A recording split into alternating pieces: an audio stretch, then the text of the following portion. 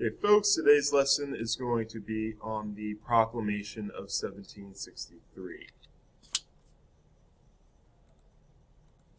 Our objective: I will be able to analyze secondary sources to judge how the Proclamation of 1763 raised tensions or conflict between the colonies in Great Britain.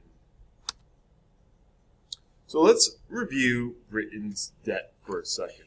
So this is a chart I showed you yesterday of national debt that Britain accumulated over the years.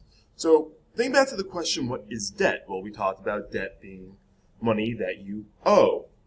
So for instance, let's say I lend my friend $10. He's in debt to me for $10. He owes me that money. So as we go down from 1692 to 1790, we see Britain's debt getting larger and larger. So they start off with very little debt, but by 1790, they owe almost $250 million. That's how much they owe.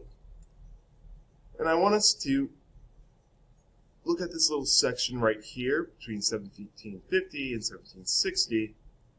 We know that the French and Indian War was going on. And after that, we see an even larger gaps. So why do we think that? So go back to the now. What is the cost of war? What are you paying for?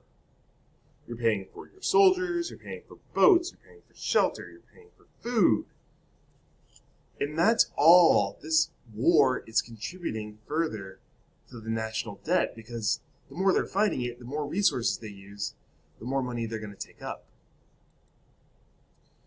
So today, we're going to add another layer to our pyramid, because we're trying to get all the way to the American Revolution. We started with the French and Indian War, but now we're going to look at the Proclamation of 1763 and how that proclamation further caused tension between Great Britain and its colonies. Nope, wrong one. Oops. Gotta pull it up. Alright, so this is what we're going to work on today. So I want you to keep in mind the last bullet in our success checklist. I've submitted my completed assignment to Schoology by 127. This is going to be the first grade of the third marking period. So please make sure you get it in. I'm going to give us both Tuesday and Wednesday to work on it. So you're going to go through each of these documents, same as you've done before, and your exit ticket. How did the Proclamation of 1763 further strain, hurt relations between Britain and the American colonies? Use at least one of the documents as evidence to support your answer. So at least one of the three documents need to be used to support your response.